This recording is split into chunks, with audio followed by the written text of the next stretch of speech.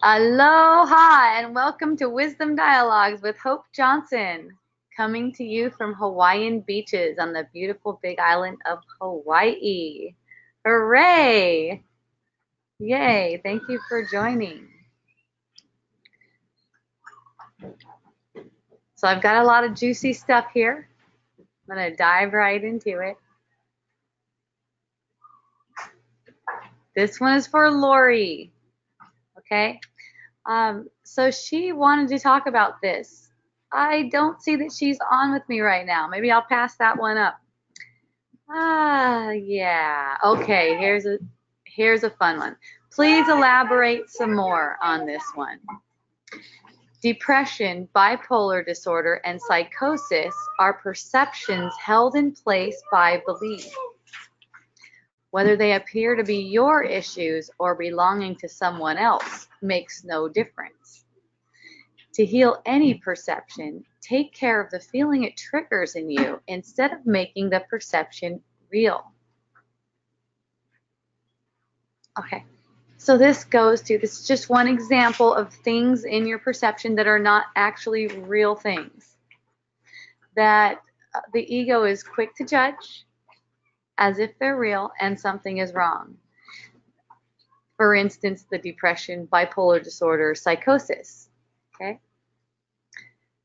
When there's a perception of something like that in yourself or in another person, it doesn't mean that that is actually happening. Nothing happens. It's projected onto the screen of consciousness. It's just projected. See? And whatever's projected can take care of itself, so to speak. It doesn't need you to try to fix it with your mind. See? Doesn't need you to try to fix it. It's there to see through it, to recognize that it's not really there. To recognize I made it up. I put that there for this feeling, to justify this feeling that's already there. See? So one of my friends had a situation, a perception where her significant other has bipolar disorder. And what occurs to her is all these racing thoughts making it real. Like, as in, what am I going to do? Are we going to be together? How am I going to take care of him? All that kind of stuff. All those racing thoughts are just making that perception real. They're like a temptation. Would you like to use this to make that perception more real? To sort of glue it in place for yourself? Okay.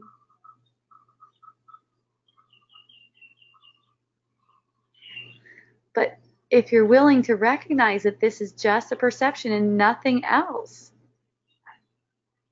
then the psychosis or bipolar disorder or whatever will work itself out. Nothing is happening, remember.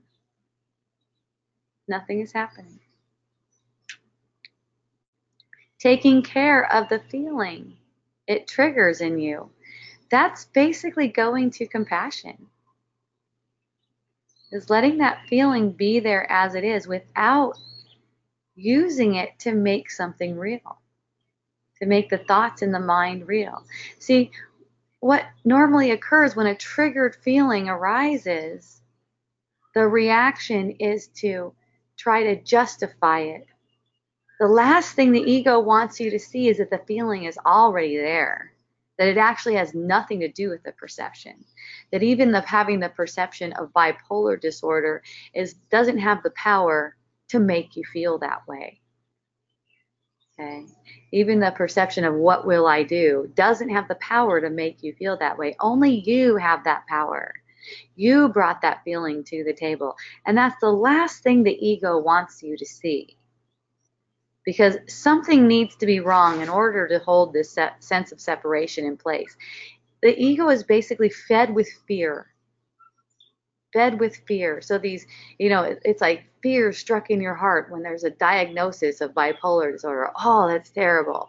It's Nothing's happening. It's just a feeling. It's just a feeling. You can take that. It doesn't really matter what occurs on the surface if you're taking the feelings as they are, if you're taking the feelings as they come. But if you're using it as if that feeling means you have to change something, you have to change yourself or someone else or something in the world. Maybe you had the perception you were depressed, or you need to change something. But it's just getting the feeling, and everything's changing. This too shall pass. All of them are passing. Nothing's going to remain forever. That's kind of how the ego will use a diagnosis, as if now that's permanent. It's probably written down on a piece of paper, as if now that's a permanent thing. Oh no, this really changes everything. Okay, surface changes are meaningless. Nothing remains. Nothing remains. And if you keep your head up, as in, it's kind of like saying, keep enjoying your breath. Keep enjoying the sensations that arise. If it seems like you're not enjoying it, ask how you can enjoy. Keep your head up. Let yourself be uplifted, constantly uplifted. And you'll see that the changes that take place reflect more who you are. Everything on the surface that's changing is reflecting, it's just reflecting your mind. It's reflecting self-belief. It's reflecting what you think about yourself. Okay?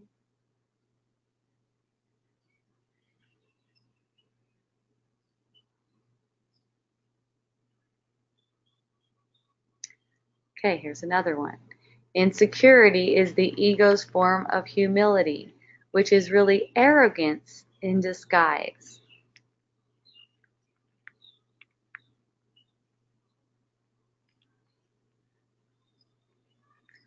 Look at what's trying to be insecure. Notice that it's a thought, it's an idea of self. See? This doesn't make insecurity wrong, like, oh, I shouldn't be insecure. It's awesome, it's cute. It's cute.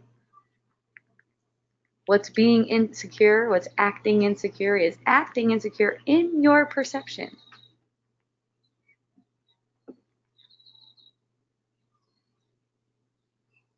When you take that as if it's you, it makes everything heavy. It makes things burdensome. It's the sense of separation.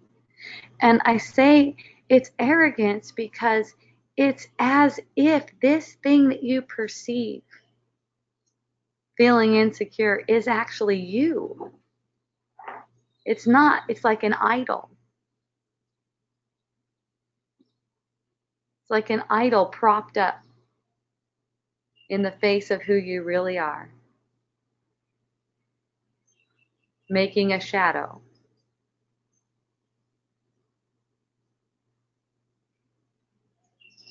What's insecure is thoughts about who you are. That's what's insecure, because they have to be upheld, otherwise they'll fall apart.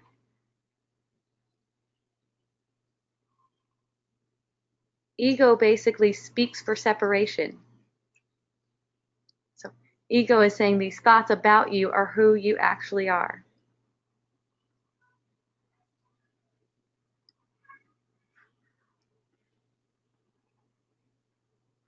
And that's a cause for insecurity, for sure. This separate, autonomous individual in the world, that's a big cause for insecurity. But it's arrogance in the first place to think that that is real.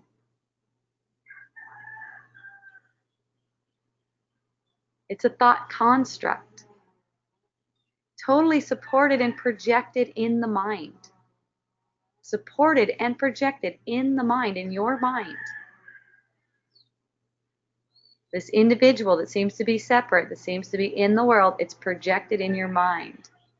That's why it's false humility to identify with that and then become insecure. You can't get it wrong.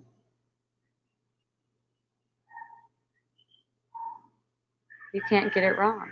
So what happens from here? Insecurity arises. Let it be there. Now there's a new awareness. Now there's a new awareness of what it means. Look, it's not like you have homework, okay? It's not like you have any homework. Just listening is enough.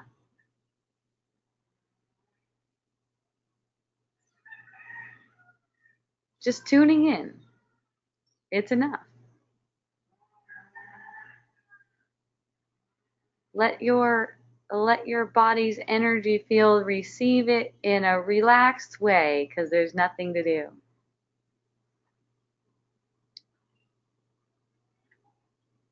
Look, when this arrogance disguised as humility plays itself in your consciousness again, you'll be watching from a new perspective.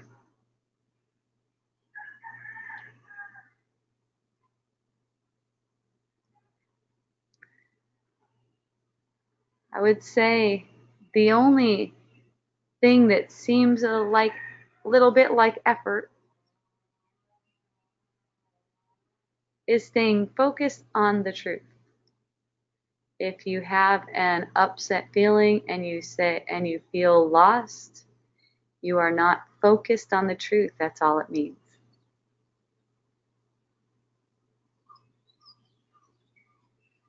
Stay focused on the truth. Refocus again and again. The same thing. It's the same thing as relax again and again. Take a moment to enjoy your breath.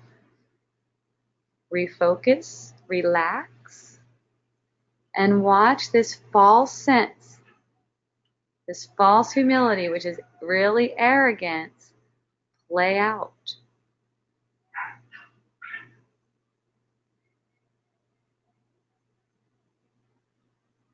From now you'll know, or a part of you will know, that whenever you perceive insecurity,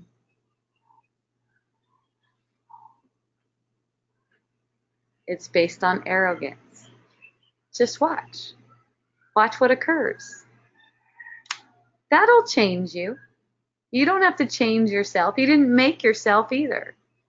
You didn't make yourself. You can't change yourself. Okay?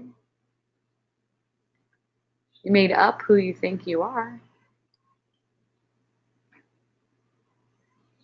But that's always changing. It's always changing for you. And as you go along, you keep making it up. You keep imagining it.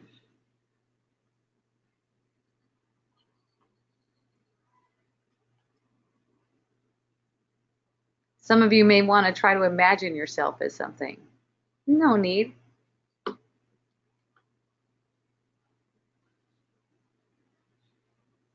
Just see what you've already made. See what you've already made. That's the projection. And then let it be.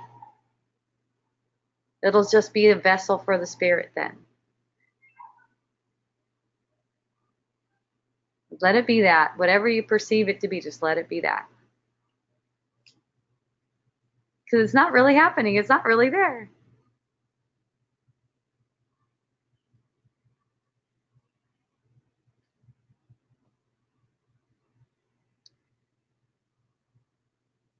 There's a different kind of, I want to say the word security, but it's not really security, but it's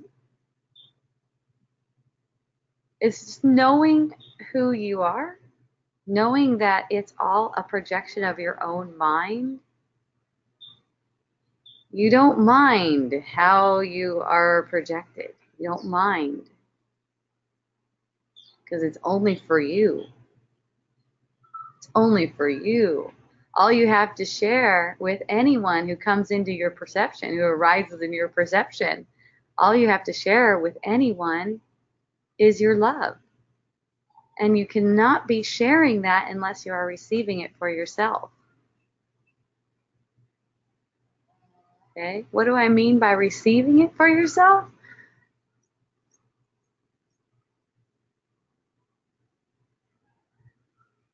It's allowing all the judgments, whether they be about yourself or about people, allowing all the judgments to be reinterpreted. Noticing what it feels like to be in judgment, as in validate thoughts of judgment or pursue thoughts of judgment. Noticing what it feels like. It's so different. It's so starkly different from what the truth feels like. Okay? So when you notice that's not the truth,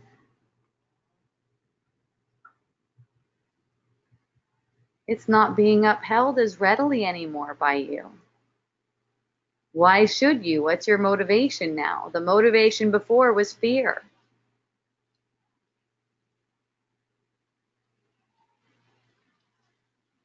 The motivation to make insecurity true is fear.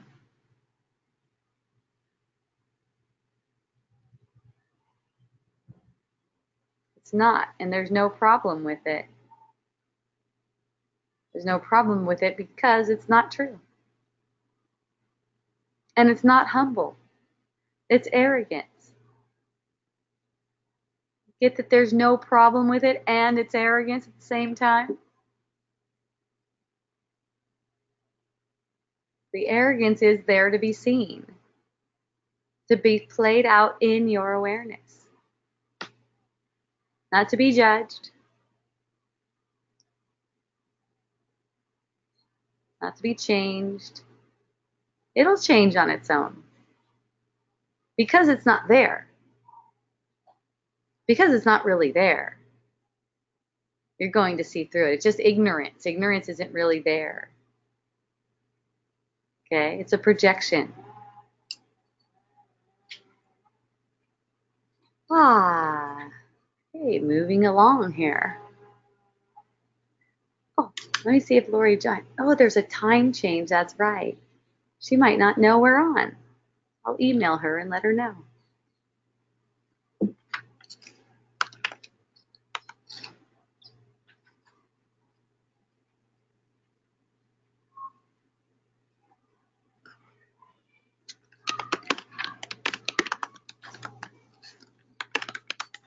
Yay.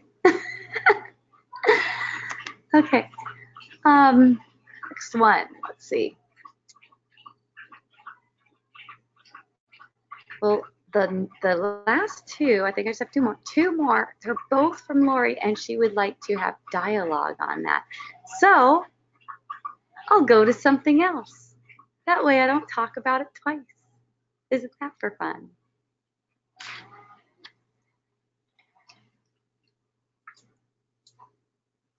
Meditation. That's a fun one. Meditation.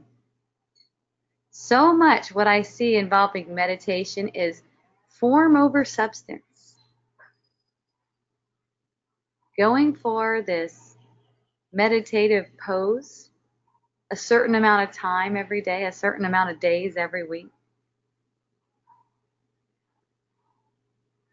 certain place. Now, there's not a problem with any of that. Not a problem with any of that. There's a seeking of it. There's a seeking of a particular image that catches people up. It's very guilt-driven.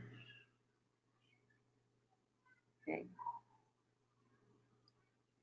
If I can achieve this particular image, if I could achieve this particular way of being, then I'll be all right. It's trying to get somewhere. It's seeking in the mind. It's not about the form. It's a pursuit of a particular form, though. There's a pursuit of a particular form. And you know, the quickest way to know that you're in pursuit of a form is casting judgment. Judgment on yourself. Like, say you missed a day of meditation. You might try to hide that from yourself or other people. Or your spine isn't perfectly straight. Or you ate the wrong thing.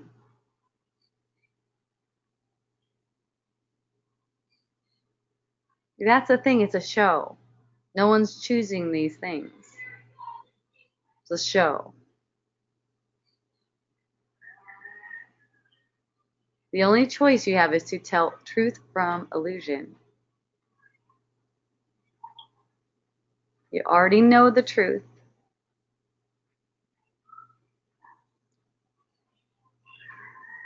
You know it by the way it feels. You might have forgotten it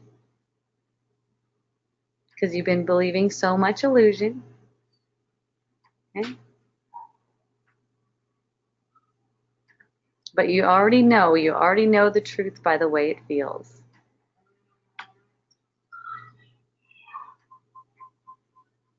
Yay, Lori, you made it. Hooray. I had two of them on here and they're both you, so ah, yay. Okay. I'll get with you in just a moment. Thank you. I appreciate you.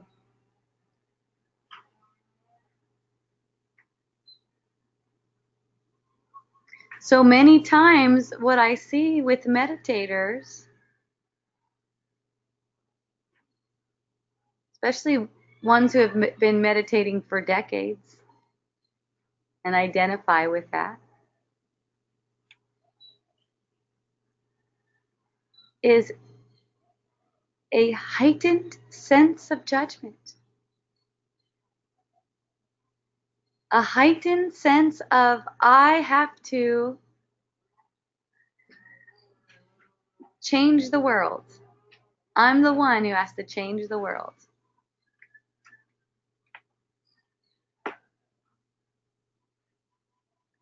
And a heightened sense of disgust for other people. And justification. So many justifications for why those people are bad and need to be changed, are wrong and need to be changed.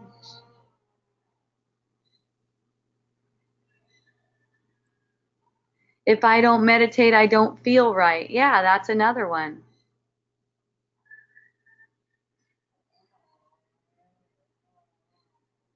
Look, if you can't help whether you meditate or not, the ego's just using that as an excuse for the way you feel. An excuse for the not feeling right. That's an excuse. Oh, I don't feel right if I don't meditate. That's an excuse. The not feeling right is the cause of that perception. The not feeling right is the cause of the perception.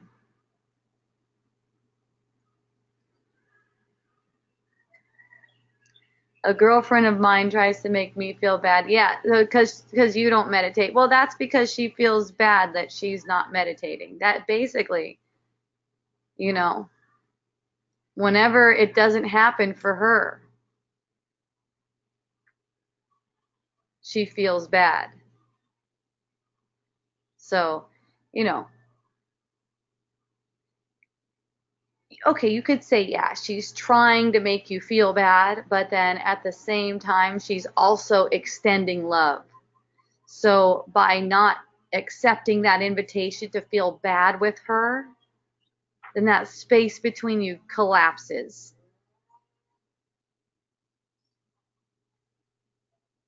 And then you can receive the gift. So it's like, even if someone seems to be trying to make you feel bad, that's also a gift. Any kind of interaction is a gift.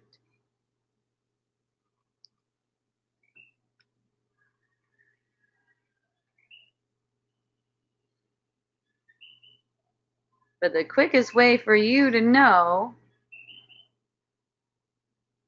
if you're holding self-judgment, is a judgment on someone or something. Like even with the girlfriend who seems to try to make you feel bad, to make that wrong. Because as soon as you make that wrong, then you can't receive the gift. And we're all gifting one another. See? We're all gifting one another. It's not wrong to it's not to suffer, to make yourself suffer. That's not wrong. You can do that all you want. Anyone can do that as much as they want. I bring up these ideas, these ways in which people make themselves suffer for those who are ready to see. Those who are ready to see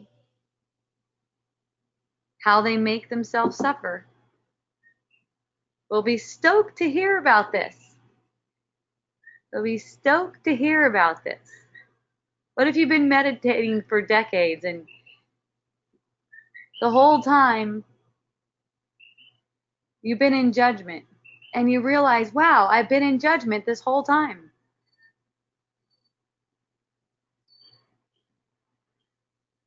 Then you can have a real meditation. So what the ego doesn't want you to know is that you're not meditating right now. You're not really meditating if you're casting judgment. You can have both. You can have meditation and judgment. Okay? That's not possible. If you think you have to change something, that's judgment. If you think you have to do anything, that's judgment. You're not capable of doing. Okay?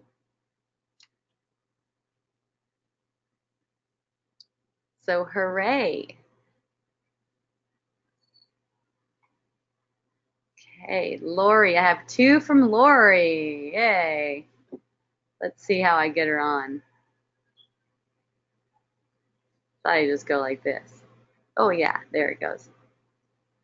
Yay. You're on with me, Lori. What do you mean you have 2 from me? 2 from you. 2 what? Well, you said you want to talk about these things. Oh, the things on Facebook. Oh, yeah. Yes. 2 from me. Okay. Okay. All right, here's the first one. Are you ready? Ready. Did you Ready. wait a minute? Did you send me this that message because I, I was just thinking maybe I was screwed up because of the time change? Oh, Cuz you're not I'm screwed up. waiting. The time did change. It's 3:30 here. Oh, you started early.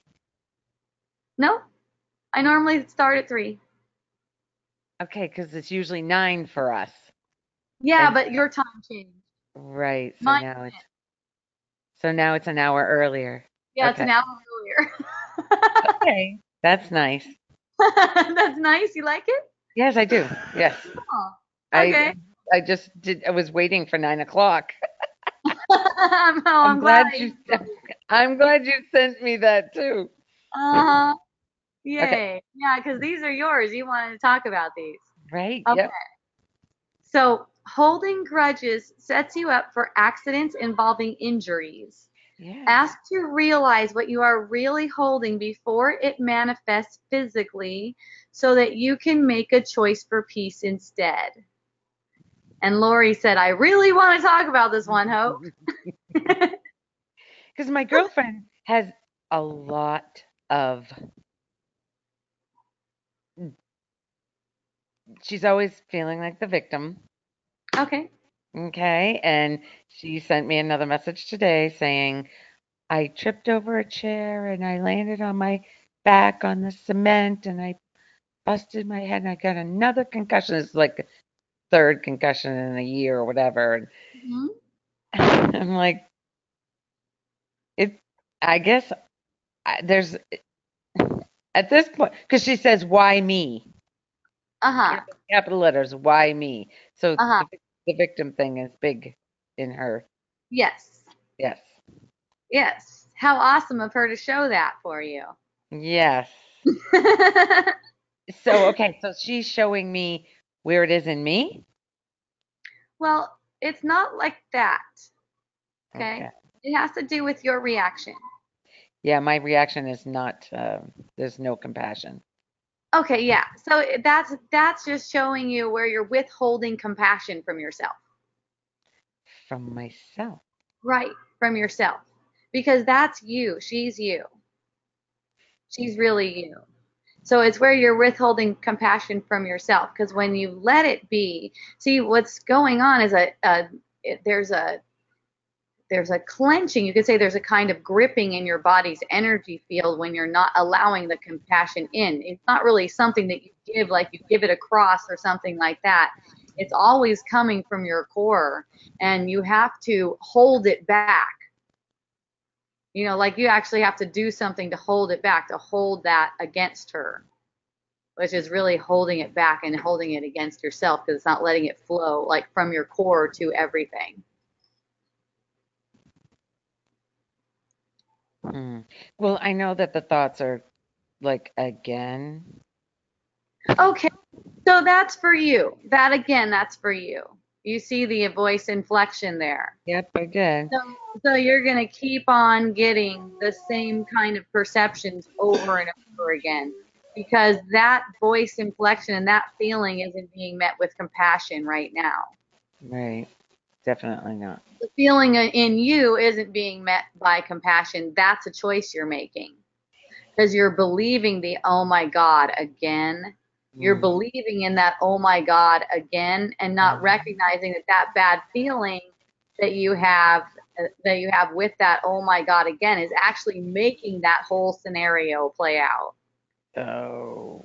Because it's all a projection of feeling. It's all a projection of feeling.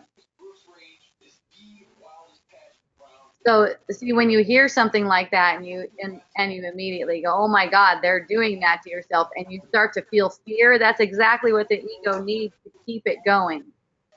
That is for you to keep projecting on that fear. Hmm. Do you have a TV or something in the Yeah, back? Peter, can you turn that down? You guys are close quarters, huh? Yeah, yeah, he's in the living room with me. Oh. Normally he goes to bed because it's 9 o'clock when you start. Oh. Maybe 9 o'clock's better for you. No, not really. I could go in the other room. Is that Okay. better? Yeah, that's great. Okay. Um, yeah, we were camping with this girl, with two couples this weekend, and I found myself wishing I was you. Oh, that's hilarious. What would You hope you do? are me anyway, so Yeah, yeah, there yeah. you are. I mean, really, if you find yourself wishing you're me, you know, if you find yourself like that, ask me. I'm not away from you. Mm. Ask me for help. I'm not away from you. So, what happened was there was I got on my phone and to answer a text or whatever, and this same concussion girl says to me, "Get off your phone." Oh, don't I hate it when people say that to me. That's Okay. fun. Yeah, so there's that whole story, inflection, all of that right there, Yeah. too. Yeah, well, it takes a certain kind of focus to just dive into the feeling right there. Right. You're not, that's not you. That's something playing out on the screen of consciousness. Just dive right into that feeling and Mm. be with that feeling. Get off the phone and yet there's a reaction. Just be with the reaction. And then your expression can that's how your expression can change because you'll go automatically to peace. It just takes a little willingness to dive into the feeling. I just wanted to tell her to leave me the fuck alone. I Well, hate it. well, that might occur. It didn't. I stuffed it. So then when she got on her phone, I said, "How is it that it's okay for you to be on the phone, but when your husband and I are, there's a problem?" She goes, Well, I'm not talking to others. I said, oh, the stipulations with it. It was like the phone thing has been an issue for years with me.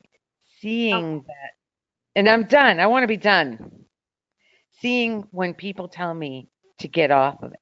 It's like, don't tell me what I can and can't do with my phone. You're stewing in the feeling, though. You're stewing in that feeling, and that's why. There's not another person like that. You can play with something like that if you're not identified with it. And the identification with it is a guilty feeling, that's all. You're not getting that feeling. You're not letting yourself get the feeling. Okay, so I'm not getting the feeling of guilt. It's like pushing away the guilt, not wanting to feel the guilt. Yeah, because you're engaging in the thoughts of what you want to tell that person. Right, right. I see. And see, that's why you come across like argumentative and stuff. When it does come out, it's like an argumentative thing. Yes. You know, when you're not expressing out of that feeling and someone just tells you get off your phone, you could just laugh. And that's it. And not need to bring it up again because it's nothing. And stay on the damn phone if I want to. Well, and not with that tone though. Yeah, right. Because that was Not with that kind of argumentative. approach. It's more like actually I'm going to be on the phone right now, but thank you. Ah. You know, Oh. actually I'm going to be on the phone right now. Thank you very much. I Ah. appreciate the sentiment. See, it's the ego's way is to make it separate. It's never separate. It's an offering of love. Hey, get the fuck off the phone. That is also an offering of love. And if you get the defensive feeling, you get that defensive feeling, you let that defensive feeling just be met as it is, it will calm down. It might take some time, whereas, and that's all that time is for, by the way. So thank God for time, okay?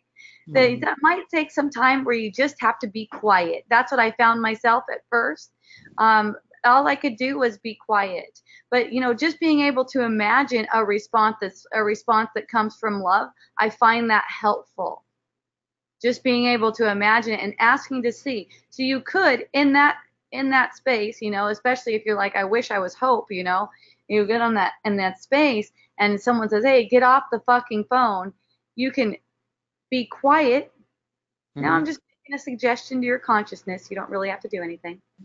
You can be quiet and ask me for help. Just in seeing through, not what to say to that person, because what to say to that person will come right out of you. It can't help it. But if you ask me for help, you can basically use me. I'm here for you. Use me to help you lift that heavy load. So you feel lighter. So you get the feeling of lightness with the heaviness there. See? Wow. So it's allowed to be there, and it's allowed to be this fluctuation with full faith and confidence that it's working out in your favor. See, you don't have confidence that it's working out in your favor. You feel like you have to do something. Right. Yeah. But this feeling all by itself and your willingness to perceive that feeling all by yourself, that's working everything out in your favor. I do see that it's trying to stave away that guilt. I don't want to feel guilty about what I'm doing. Like that's what it is. That's what it is. Yeah. And that's what causes you to react like that. Yeah. That's what causes you to project like the next thing you know, she's on her phone, and then you got an argument about that. Whereas at the beginning, all it is when she's saying that, she's triggering a guilty feeling that's already in you. Yes, already there. Okay? And you're getting defensive. Right. So you can meet that defensiveness without projecting it. You could meet that defensiveness without projecting it, and it can be transformed. And then the energy is more like, okay, thanks. But I'm on my phone right now. Well, thank you. Phone right now, yeah. If you're on your phone right now, you're on. Actually, I'm doing this right now. I've Mhm. had that occur in my own experience, like especially with people who are close to me, where I have felt like you're talking about, or I have felt like you're talking about. And, at first I saw myself being very quiet, just like, oh, just be really quiet and feel. Mm. And then it was like the feeling it gets more familiar in coming, and it's not fearful anymore. And I could just get the guilty feeling and not believe in it. And then it's like, thank you, actually I'm doing this right now. But Mm. with a sense of appreciation for that offering, Mm. for that offering, with Well, a sense of appreciation. I can actually feel that because as you were talking, I was like, wow, I'm looking forward to the next time that this happens Mhm. so I can practice it. Exactly. You'll start to good, because that's an awesome space to be in, where you're looking forward to the same thing occurring Yeah. again. Yeah. Because now it's different. Now it's different. Now you see it different. You know, it's you don't have to be taken by the idea anymore that you're guilty. But see, it's Right. like if you keep on trying to cover it up, then you'll keep on being defensive. Right. So in And the it'll moment, keep you don't have to happening. try to cover up. Yeah, you don't have to try to cover it up. Oh, I'm sick of it. I mean, this has been going on since I've had a I'm done. Since you've had a phone. Yeah. Since I've Well, had a cell phone. it'll be fun, and that's really you could say a holy use for your phone. Yeah, no shit, right?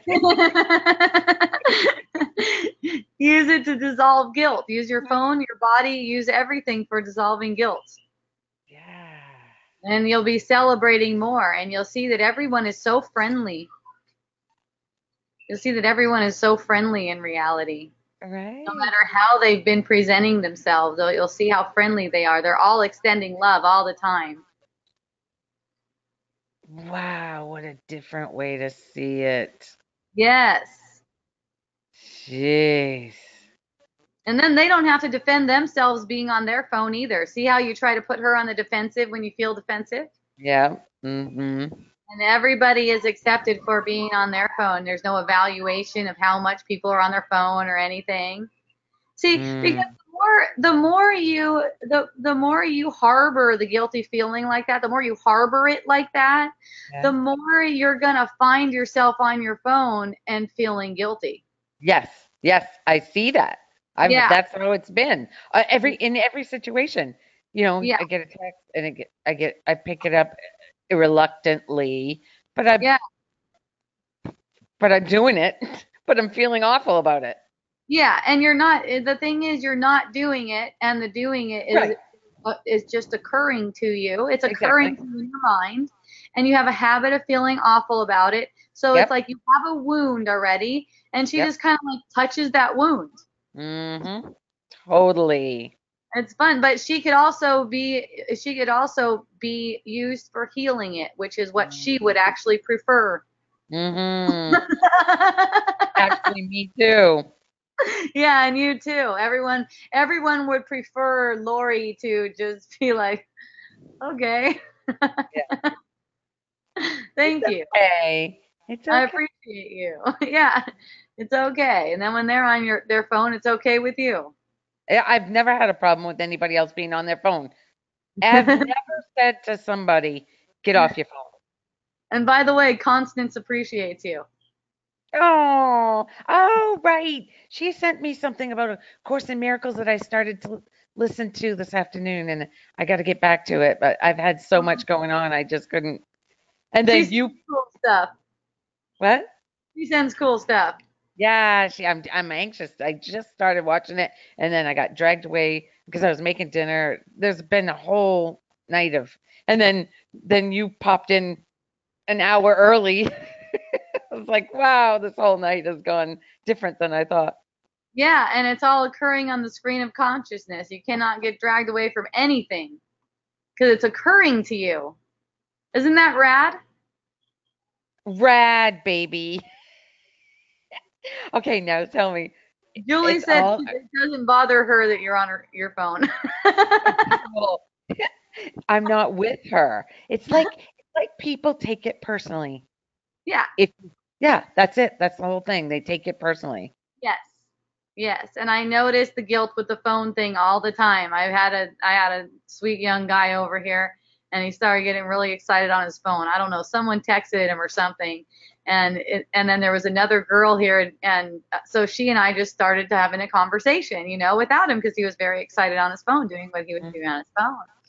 And then he looked up from his phone and he's like, "Oh, this is terrible. This is terrible of me. Now you guys aren't even paying attention to me and all this other different stuff." And I'm just like, "You're okay. His guilt was right there. You're awesome on your phone. As soon as you want to join the conversation, you can." Yeah. you know, I see that though, and I see that in myself too. Like if I happen to be with a person and then all of a sudden they get on their phone and start playing video games or something like that. And then I notice a sense that I want to get on my phone. And I was like, well, do I really need to get on my phone or can I just sit here and relax? You know? Ah. And just being there and watching, when that kind of even a questioning like, wow, they're on their phone or whatever comes up, it's like I'm so totally stoked just to sit there and have that perception, you know. Mm. Because having that perception is everything. Just having the perception that they're ignoring you, that they're self-absorbed, that they're upset or anything. It's just like it's like all what I put there. So, Okay, so that triggers another thing mhm. that happens to me and has happened for a very long time, starting with my mother. Okay, Your so mother, your mother. yeah, I heard that too. Yeah, I'm Oh, so noticing my inflections often now. Yeah. good. It's So really helpful. yeah, so she would ask me a question, and I would go to answer it, and then all of a sudden, mid mid explanation on my end, she starts talking about something else, Yeah. completely ignoring what I was saying. Now Uh-huh. that happened this weekend too. Yay. Yep. Well, it's So the same as the other one though. it's the It's all the same. same. It's the same thing, Same as everything. but guilt. That it's not guilt. It's like, if you ask me a question and I'm answering it, why would you stop listening right in the middle of my explanation? Yeah, and so the way you're talking about that, it's a projection of guilt. Is it? Yeah, because it's like she's not doing it right. Hmm. See? She's Okay. you. She's you. Why would you do it like that? That's self-talk. It's unaccepting. Of what's Unex- happening. Self-talk. It's unaccepting. Okay. And it Unaccepting. and you're bearing the brunt of that. Because there is hurt feelings when that happens. Yes. But I wouldn't say it's guilt. It's pissed off. It's taking it personally. It's totally taking it personally. Sure. It's hurt. Like, Look what the projection is too. The projection is that something is wrong. She's done yeah, something not right, quite right.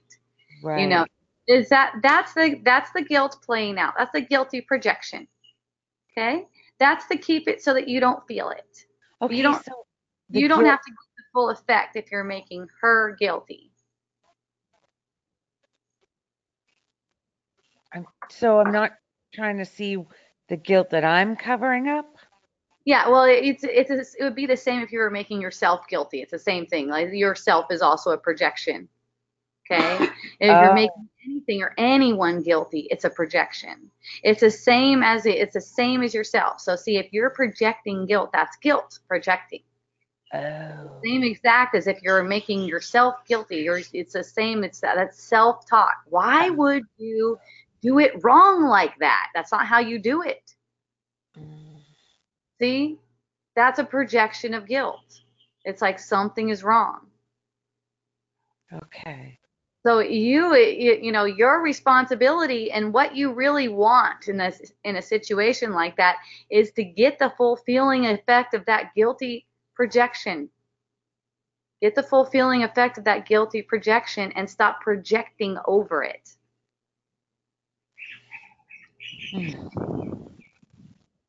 As if something is wrong. Because see, that voice, it sounds really convincing. Oh, yeah. It sounds really convincing, like she did something. Mm. But she's not really there. She's not there like that. She's only there extending love.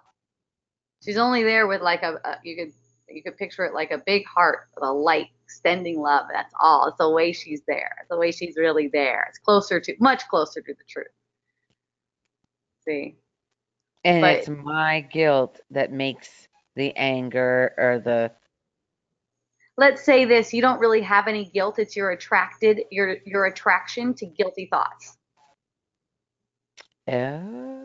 Your oh. attraction to guilty thoughts. Well, my addiction to guilty thoughts, apparently. Okay, well, addiction kind of sounds powerless to me. That's the thing, and I know how much power you have. That's why I say attraction. Oh. You actually have the power right there in that instant, because all you need to see is that you are projecting those thoughts, that you're projecting that, and then it stops.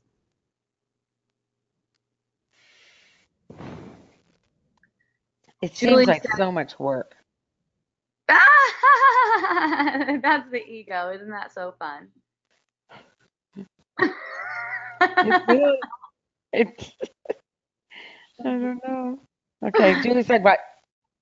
But aren't the guilty thoughts just feelings of unworthiness? Yeah, it's the same thing. It's the same thing. Feeling, feeling is also made of thought. Feeling is also an illusion made of thought. Okay? So the Mm, feeling of unworthiness, it's like there's a thought of separation. The thought of separation, that's the first veil. right. Thought of separation, right? And Worthiness comes right from that. unworthiness comes out of that. Yes, exactly. So so it's like this. These things are projecting, projecting, projecting because they uphold a world of separation. They uphold a whole world of separation that doesn't actually exist. And you'll see that separation just collapse. It'll collapse within you. The Mm, sense that your mother is doing something to you, it'll just collapse and be love.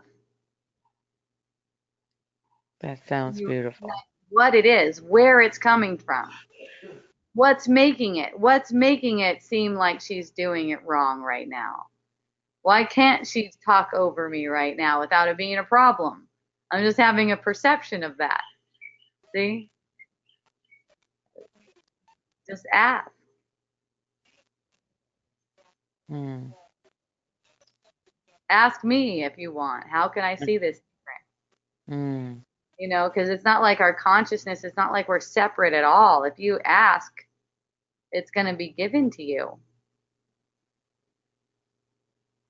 Just ask and be quiet for a moment. Stop trying to get out of it. right, right, right. That voice that makes her wrong is how you diffuse the feeling, how you stop yourself from getting the full effect of the feeling. And you're going to do it as long as you don't feel strong enough to get the feeling, but you are strong enough to get the feeling. You only imagine yourself as not being strong enough. So then it's project, project, project to keep it diffused. Keep it at a level where you imagine you can handle it. So you want to feel it fully. Yeah, you want it to get, because it's nothing. It passes. You're going to see that it's nothing. It's almost like the fact that it's nothing needs to be demonstrated to you through your body's energy field. So I can see that it's nothing. Nothing. Yes. You can be completely aware that it's nothing. And then when she does that, it's cute. It's not a problem. Mm.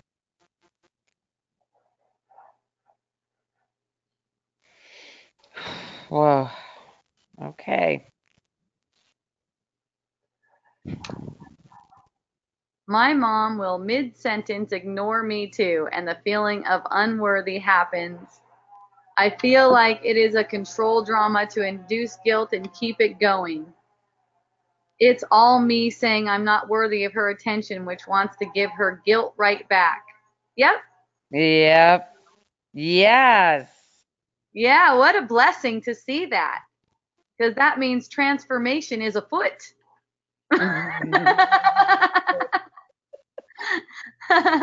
Yes, it's true. I'm not worthy of her time because she Yeah. talks right over. She goes on to something else, and it doesn't matter what I had to say. Right. And that's just for you. She's doing it just for you. You'll see that you will not mind once you look through that guilty consciousness. It's making it seem like you do mind. You won't mind her talking over you one bit. Hmm.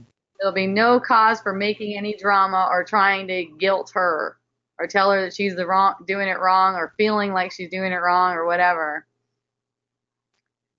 And Julie said, maybe that's how people feel when they're on the phone and you're present. And she said, no, that's not true. Not, no, she said, not that it is true. Not that it is true. Yeah. Oh yeah, I mean it's all just reflections everywhere. It's all just reflection, reflection, reflection. So yeah, if you give in to feeling that way about your mom, then you're going to have the perception of other people feeling that way about you. Like when you're on your phone. See? You can't feel judged. That's a really good point, Julie. You can't feel judged unless you hold judgment. Right. So that time when people feel that way about you and you're on your phone and they say that to you and you get that reaction, the reason you're feeling judged is because somewhere you're also holding judgment. Mm. And And Phoebe goes, bam. oh, you guys text or something? She just texted me. She goes, bam. That was good. You can't Yeah. judge. You can't feel judgment if you're not judging yourself. Yeah, you're not gonna, that's Uh, why, it's always introspective. You're not going to have any problem with someone telling you something, you know. I was telling my friends yesterday, Wisdom Dialogues in person, about how I picked up a hitchhiker. And, I'd seen her around before. I never talked to her before, but then she was hitchhiking. So I picked her up. We got in my car, and I guess she knew something about me or thought she did. Or I'm not sure. I didn't even get into it. But she started telling me how to basically be, how to raise my kids and all kinds of different things. And she's in the passenger seat. and and I find myself just going, "Oh, okay, thank you." You know, okay, thank you. nice. Like not fighting it at all because, like, as soon as she says it, I could sense the feeling that's being offered. I can sense that feeling that's being offered. What's the feeling? How dare you tell me how to do it? Well, there's just when there's an interaction and someone's talking, you can feel the energy that they're trying to give. They're Okay. trying to offer, they want to engage in a particular energy with you. Okay. And I could see what kind of energy she's giving, and there's a no thank you to that energy. And with a no thank you to that energy, there's, the expression is, oh, okay, thank you. Ah. See, because there's not a defensiveness, there's not a not wanting that, there's not a, entertaining thoughts. It would be funny if they even came up of gosh, why did I pick this bitch up or whatever. Like whatever happens to come up. And then that way, she's happy. She feels much better when she gets out of the car. It's like unbeknownst to her, the whole purpose of saying something like that, of bringing something like that up, from the ego's perspective, is to bring energy down. It's to knock you off, knock a person off their whatever. It's Right. boom, floor you. but you don't have to be back on your heels like that. It's just like, okay, thank you. And in that thank you, it's knowing that whatever she's saying to me, whatever I'm hearing, everything's valuable. Everything's of value somehow. I don't have to know why. I don't have to connect the dots or anything. But if everything is of value for restoring the mind to peace, so if she's sitting next to me, even if she's telling me about how I could do things better, like, I think it's something about my kids and how I shouldn't let them do this, but I should make them do this or something. And, it's just like there's an energy and it's passing and it's allowed to pass. And it's like, okay, thank you. There's not an argument about it, Right. even though it's not likely that I'm going to be following that advice. It's not necessary to even voice that. I'm not coming to any conclusions. A conclusion being, oh, fuck, this is wrong. I'm never going to do that. Right. Yeah, and not coming to a conclusion about it. Just enjoying the feeling right now, enjoying the breath right now with whatever is. And then all that's received is love and all that's shared is love. That's the way it goes. Because she is holding out love. She is extending that to me. No matter what it looks like on the surface, they're always extending love, and you can always receive it. That's the thing. You can always be there to receive it by looking through what your perception's making real and getting the feeling instead. Go ahead, Lori. So the ego's reaction to that is usually a negative. How dare she tell me how to raise my kids, or whatever. Well, yeah, you could say that the ego is giving you all of those ideas, and the reaction, that's a feeling, okay? So that, like, the feeling reaction, it's made of thought. So that's just occurring to you. It's basically showing up, showing you what you're taking to be true. It's showing you that you have been obeying the ego if it feels bad. Right. It's probably not as accurate to say that it is the ego. It's more of an occurrence that shows you your state of mind. And then the ego will try to explain it. That's where the ego comes in, to explain it, to justify it. Okay?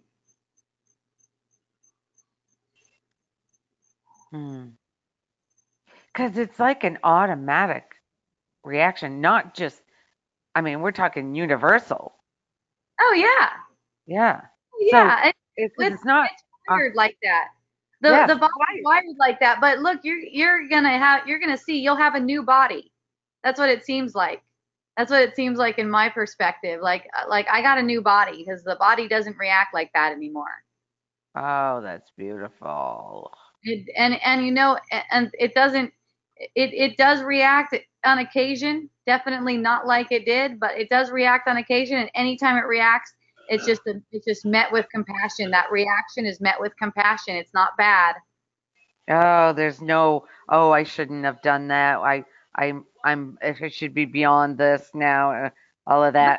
Welcome those thoughts because they're so funny. They're like comedy. It's a comedy show. It's cute. It's not personal at all. It's just, will you buy into it again? See, if you're trying to make the thoughts to go away, then you're already buying into it. If you're looking for, I want to be free of these thoughts, then you're already buying into them. Right. If they're just allowed to be there and be okay, then they have no power and they're not being fed. Oh. Oh, that was good. Yay. How did we get on to this? I don't think this had anything to do with it. Doesn't matter. That's just the way it goes. Holding grudges, setting you up for accidents involving injuries. Oh, yeah. What? I don't know. It seems like that would be obvious to everyone. I mean, do you have a particular question about that? Well, I was saying about my girlfriend who had her second or third concussion of she's, since I've known her, she's very accident prone. And tonight she sent out a text saying, I tripped over a chair and I did. So um, I'm seeing the guilty feelings of, oh my God, here she goes again, or not being compassionate, not wanting to be compassionate. Yeah, because it seems like compassion has to be given across, like given Right, across to her. right. That's ego kind compassion. Mm. See, it Not, all it is this feeling right now being allowed to be okay within yourself.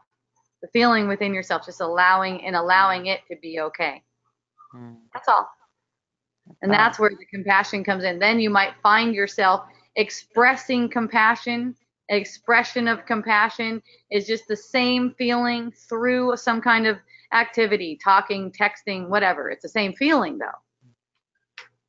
It's the same compassionate feeling that is allowed for yourself.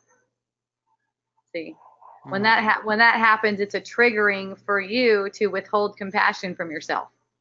from myself. That's why the feeling. That's why, and it's just a habit to withhold right there within that feeling. So let that feeling just be there, and the compassion will come for you. Mm, You give it to yourself, and then it's more like my cup runneth over, and that's how it's shared. mm. Yay. Yeah, that sounds beautiful. So with her doing this falling and stuff, is not trying to show her something. I would like, Well, look, if she wants to know, you'll yeah, know. If she wants to know, you'll know. I'll know. Yeah. Because I was gonna say, what, you know, look look into this because it just keeps happening. Different things keep happening. Uh-huh.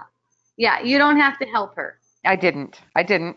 Yeah. I She may not be open for it. You no, could I didn't. I could feel when someone's open for it or not. Yeah, It's all that's why I didn't say yeah, anything because it's not open now. yeah, you know. That's what I mean. You know when she is. And so you don't even have to let her know. And also, here's another really important aspect of this too. Don't hold the judgment that she's gonna get the injury because you see the grudge. Just because you see the grudges, don't hold the judgment that they're going to give the inner that get that injury. You know what's coming up very clearly is forgive them. They don't know what they're doing. Mm, They don't know what they're doing, and it's in your perception. So it's almost like you're asking for them to save them from harm. To save them from harm. See, because any of the harm that comes from to them, that's also in your perception. right. It's like asking, forgive them. They don't know what they do. They don't know what they're doing by holding that judgment. But see, what one thing that can occur is when you recognize that what the cause of injury really is, what the cause of injuries really is. Recognize it's not drunk drivers, Mm, okay? It's not texting and driving. It's not mm. texting and driving either. Nothing like that. It's all manifested out of holding grudges. It's guilt, it's guilty consciousness. Okay? You think someone's done something bad to you? It's like a projection of an arrow that's coming back to you. But when you see other people involved in that kind of energy, watch the projecting that they're going to get an injury still. Uh, If you project that they will, if you see a projection that they will, that's the time to ask for forgiveness for them in your own mind because you're forgiving that perception that you're having of them. The perception is not really who and where they are. oh my God. They don't have to be set up for that injury in your mind. And if they're not set up for an injury in your mind, neither are you. So you think because I was so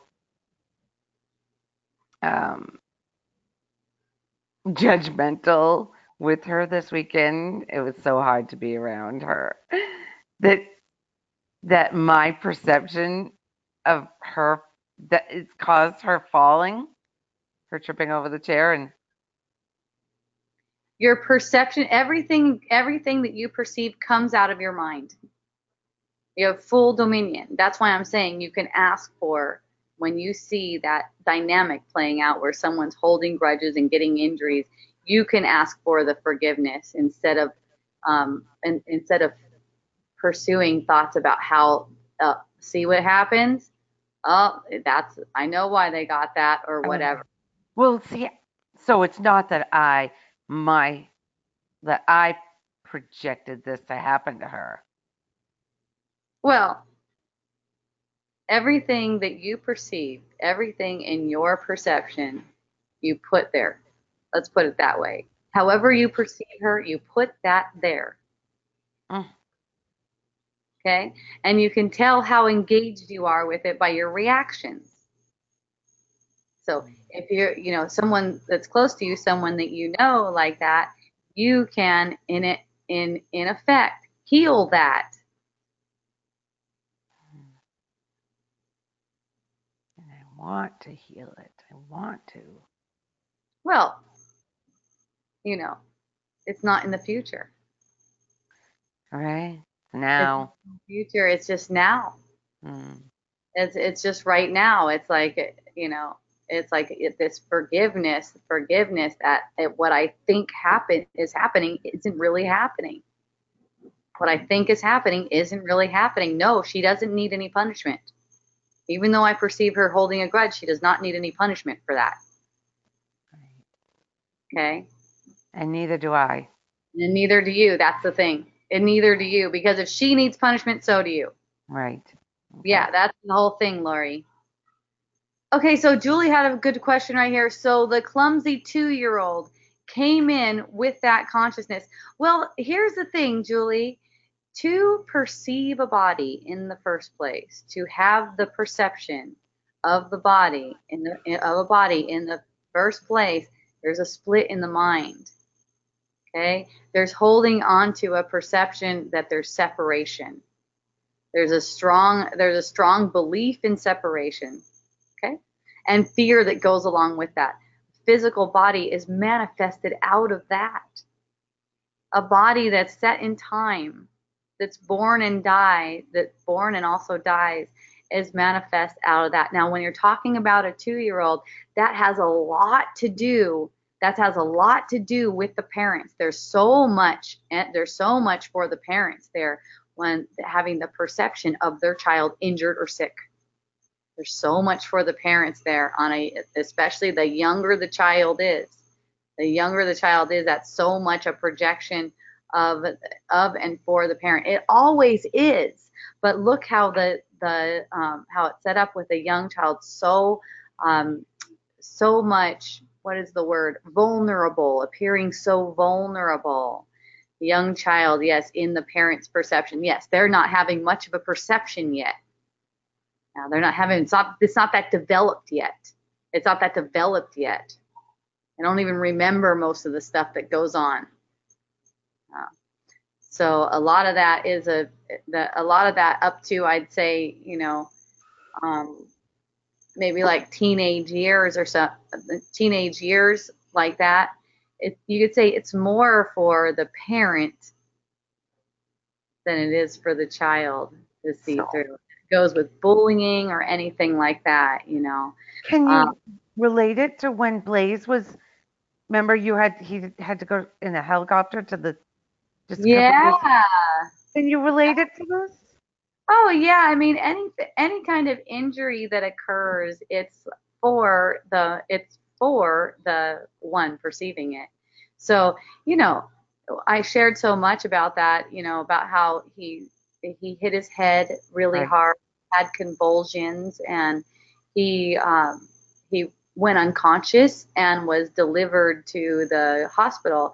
And then when I was driving to the hospital, I knew when I was driving to the hospital, this perception is for me. I don't go into what it is for him. I don't even go into that because that's not for me. That's not for me at all.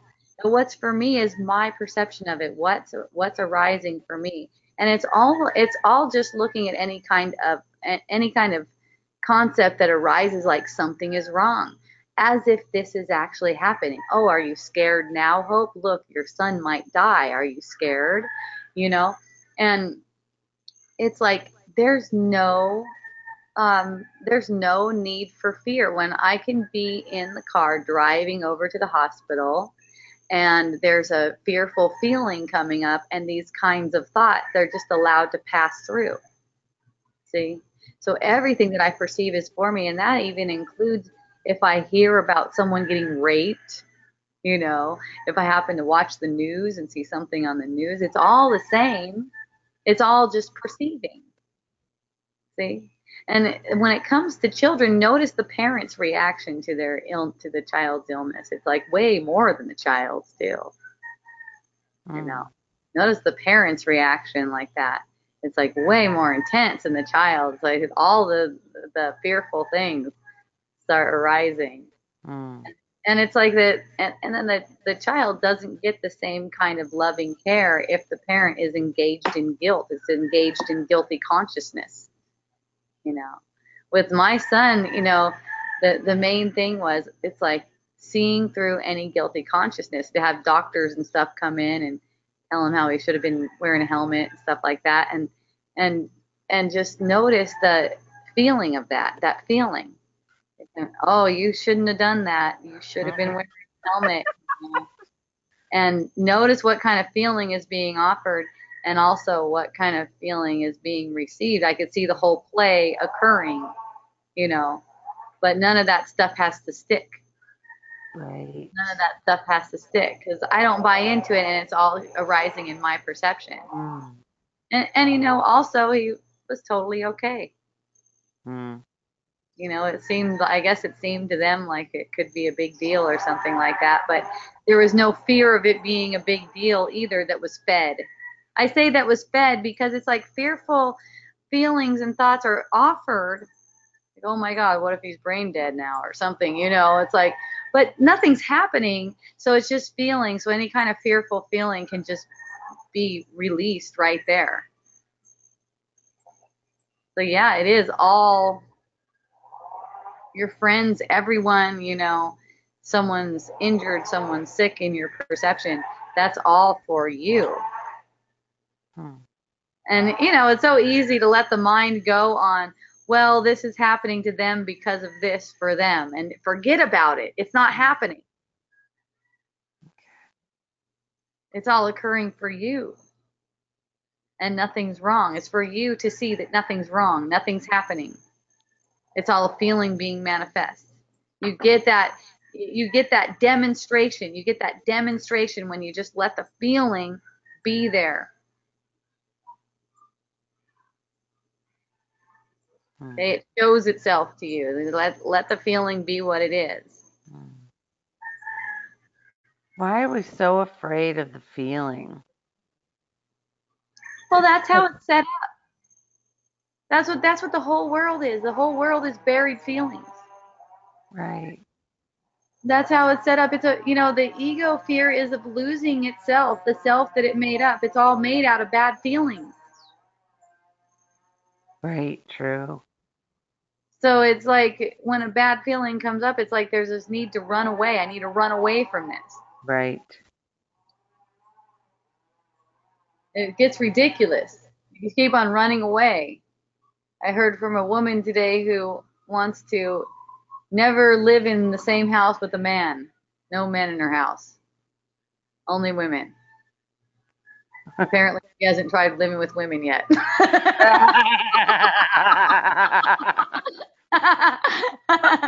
Just an idea that everything's good. It's like this, run away. Okay, keep on running away. Then what? Right. Keep on running away. And I noticed that, like, whenever something seems real, the thought is to try to run from it, try to get away from it. Right. Moving. Try to get away from my kids.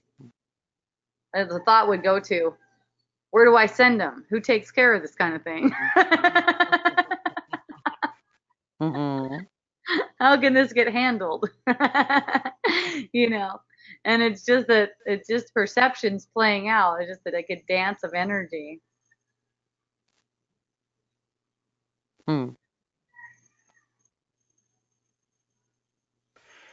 Whew. Boy, this was intense. Yay. Like last week. Jeez. Yeah. Thank you. I appreciate you so much. I know it's a lot to take in. Thank you. Thank you for sticking with me. Okay, you ready for another one? Yep, ready. This is from today. Yes, today. Trying to make your body healthy is a call for death. Why is that? Why? Why, Lori? Why is trying to make your body healthy a call for death? Okay, so the body isn't really there, and it's not. I mean, it doesn't need to be healthy if it's not there. Well, it's being projected by the mind. So if you're trying to make a projection healthy, you're already denying that it's a projection. Right, right. Basically. And if you're denying that it is a projection, then it's a finite thing that has a certain trajectory. A beginning and an end. Yep. So it's like it's one way of making death real, making death reality. It's Okay, projected from the mind. okay, It's right. projected from the mind. You cannot make it healthy like that. You can imagine that you did, you can imagine that you did, but it's still gonna die. Right, right. That's the thing. It's still gonna turn around and freaking deny you. You know, it's gonna show you that you had no power like that. Absolutely no power. And the thing is, as a projection, it doesn't have to die. Projections don't have to die. They can actually just fade away and reveal what's actually there. See, they can just reveal the truth. They don't have to die. They don't have to be heavy. It makes it a heavy thing trying to make the body healthy. You might find yourself eating good food, what you consider healthy food. There's no such thing as that. But you might find yourself eating what you consider healthy food. You might find yourself, like me, getting lots of yoga, you know.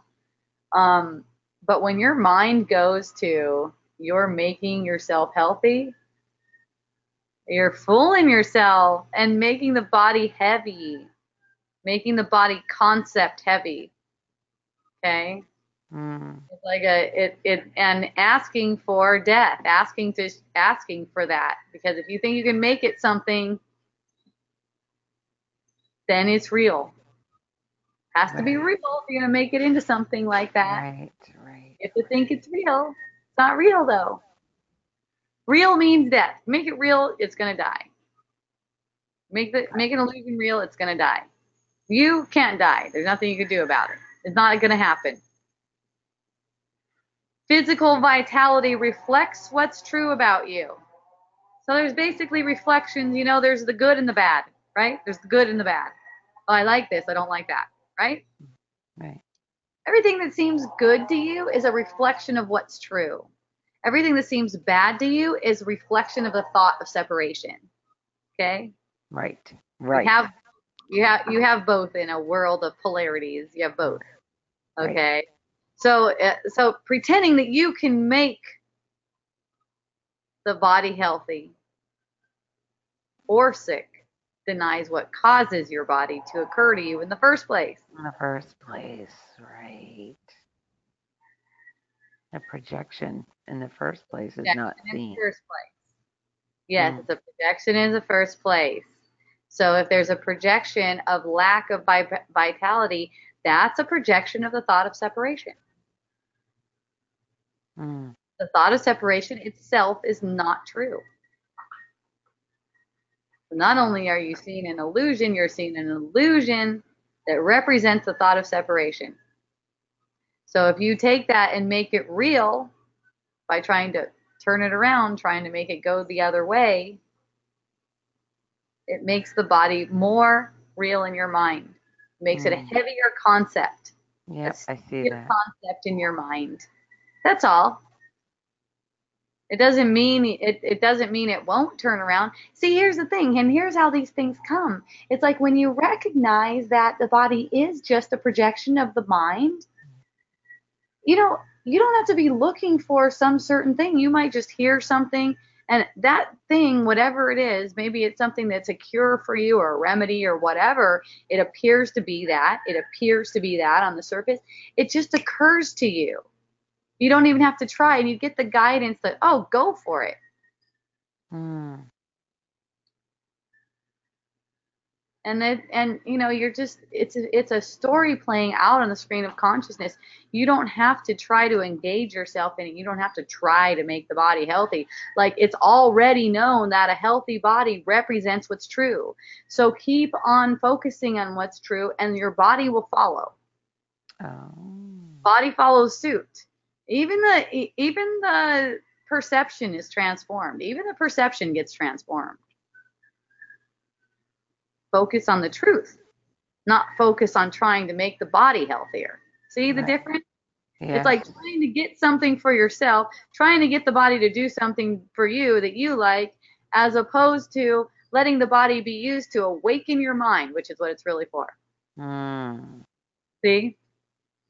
And let it take care of itself. All illusions can take care of themselves. The body is one of those illusions, one of the many illusions that can take care of itself. It does not need your help.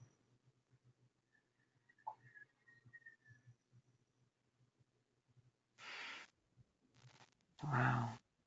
When you try to help it like that, you're supporting the thought that causes appearances of sickness and death. You don't have to help it. It's projecting from the mind. It's like people would rather make an imagination that they got this really healthy body on their own Right. Right. than restore their mind to sanity. Because you have to uphold that vitality. Any vitality that you get on your own, you have to keep upholding it. You know how Right. hard that is? You know how hard that is. Yes, I do. Yes, I do. It's pretty much impossible. And it's like and it seems like the older you get, the more impossible it becomes. Exactly. And you have to have a lot of stamina, it seems, to uphold this vital self. Mm. When that's all just given to you, that all the vitality is being offered to you. It's just that you're rejecting it in the first place and trying to do, wait, I want to do it on my own though. I don't want to just be given the vitality. I want to be the one who does it. Mm. But there's nothing to do because it's not even there. Yes, but the doing is in the mind, where you're thinking that it's you. Mm. You're thinking that it's you in the mind that's accumulating thoughts. It's putting veils up, making it seem as if you have to care for this body when it's already being taken care of. Mm. It's totally being taken care of. You let your body be used for awakening your mind, and it'll be awesome. Mm. It'll be gentle. It'll be a whole gentle experience. So how do you use it? Well, body is basically bound in time. It's a perceiving organism. Right. To get the perception. Keep getting the perception. Using your body bound in time, which is time. Basically, it's time to get the perception, to get the feeling. Quit trying to run from the perception. If you find yourself running from the perception, don't run from that. Just watch the running from the perception. And the name, the identification with that body is Yeah, all supported with in time. yeah, If it's just now, there's nothing. yeah. There's nothing. It's just a fluctuation. You're perceiving fluctuations of energy. That's it. Mm. You're perceiving fluctuations of energy. Use your body for perceiving those fluctuations of energy. Everything that plays out in the play, it's taking care of itself. I mean, I'll even hear in my mind, I've got to do this. And before the thought even finishes, it's like, you need do nothing. Mm. and it's like in the body's energy field, it just keeps on returning to more and more peace. A thought will come, you better, and it's like it doesn't even most of the time get to finish Nice. before it's like another thought will come in that's a true, that's really true, and I could sense the truth of it. You need do Mm. nothing. You There's see, sense you sense the truth of it by the peace that's felt. yes, The exactly. minute, yeah. Yeah, because always, I talked about that thread of bliss, calling it the thread of bliss before. I heard that somewhere. Probably a lot of different people use that. But it's like there's a thought system that runs right alongside all of the thoughts that say separation is real. Hmm. So it's almost like a jump sideways, but it's such a leap in vibration that it's like you just went to another level of consciousness. Hmm. You know, it's like you're opening up to that lighter, more joyful Right. idea. Because all that other shit is heavy. It's heavy. Oh, Yeah, and anything that's heavy is definitely not true. true. No, you could say that no thought is true, but if it's heavy, it's not even reflecting what's true. It's reflecting a thought of separation. Right. And you can always have what's true. You can always have the true thought. You can always have the thought that's reflecting what's true until you don't even need that anymore. But, for the time, it's like to find your way out, sort of find your way out of the matrix. It's like all right where you are. It does not matter how dense the feeling is. Right where you are, right alongside where you are, there is the thought system for the truth that speaks for the truth that's always available to you. It's perfectly peaceful. Did you learn this through A Course in Miracles? A lot of it, yeah. I Because mean, I'm a lot of it was already being expressed through me before I knew what A Course in Miracles was. hmm. And then when a Course in Miracles, when I just opened up A Course in Miracles, I was like, whoa, that's really clear. And Ah. so, yeah, I did the whole course. Read it. I still refer to it all the time. I still refer to it all the time. I love how clear it is. It resonates with me completely. Um, and I recommend it.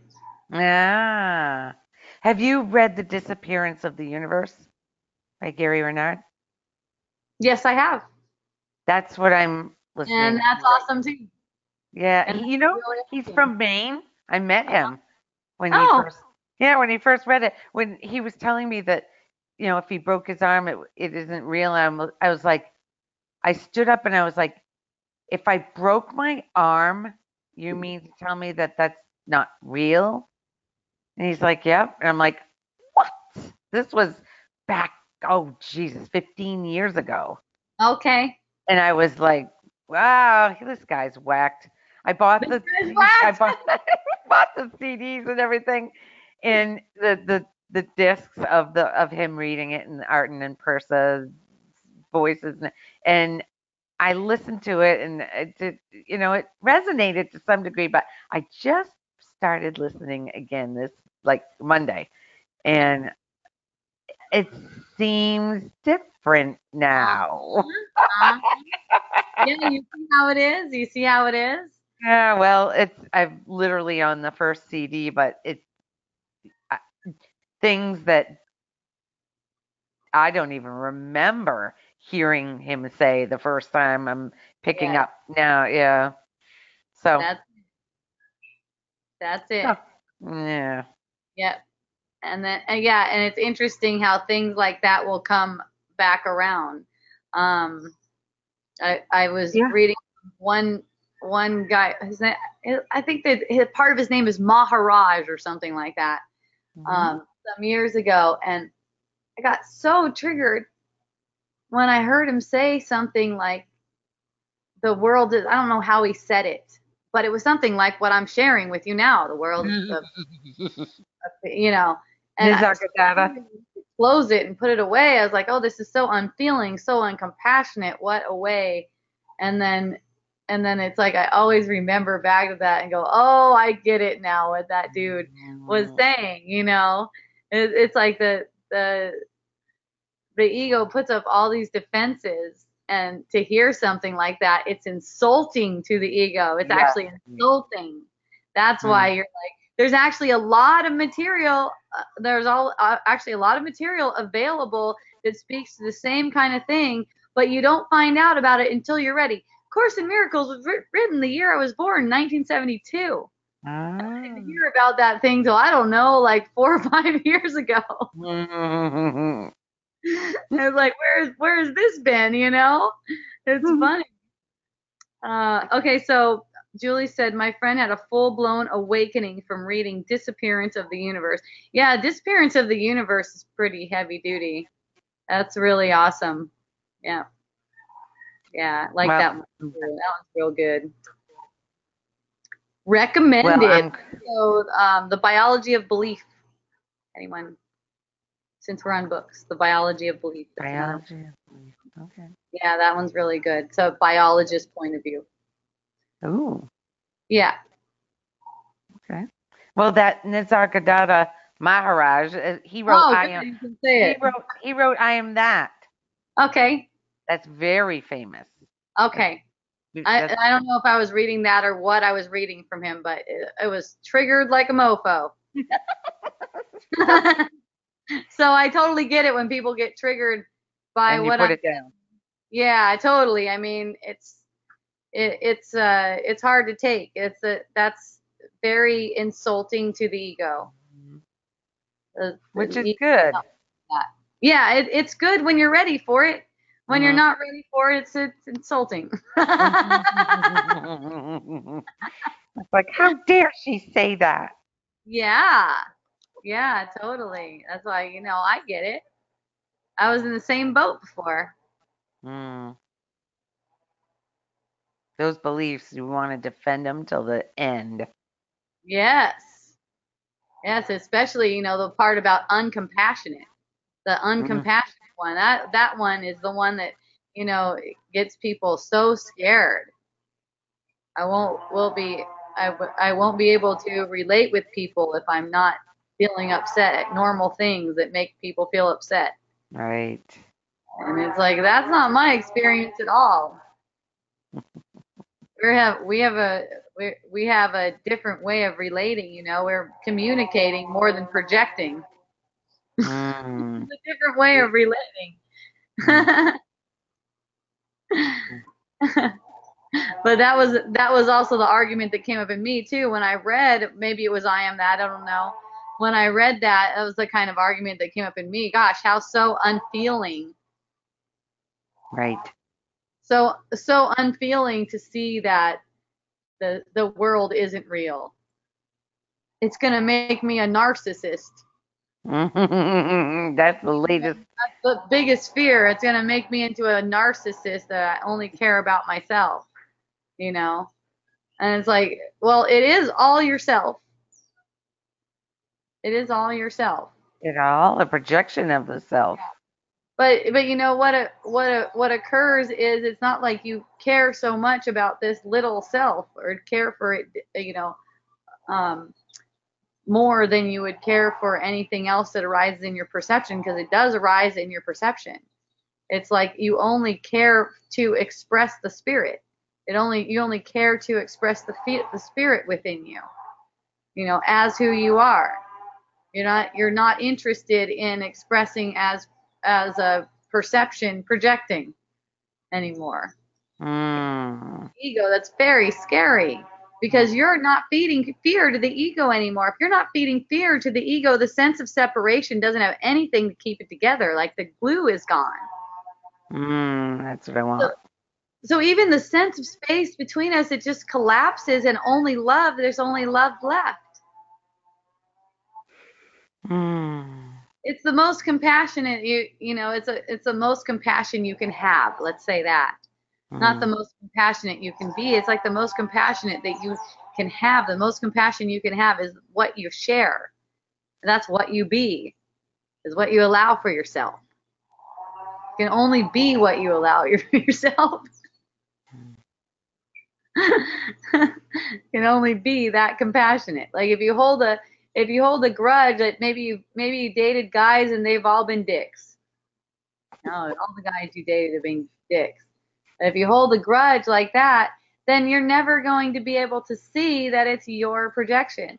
Well, not never, because the suffering will bring it on until you let go. It's like your hands clenched like this on this grudge, on this hatred. It's clenched like this, and then suffering's going to bring it until that hand opens. Finally, you're like, relief. You know, okay, I've had enough. Kind of like that thing with the phone. I am sick of this now. I am sick of this. I am sick of people telling me to get off of the phone. And really, you're not sick of people telling you to get off the phone. You're sick of your reaction to it. Right. That's it. I'm sick of feeling guilty for being on the phone. Period. Yeah.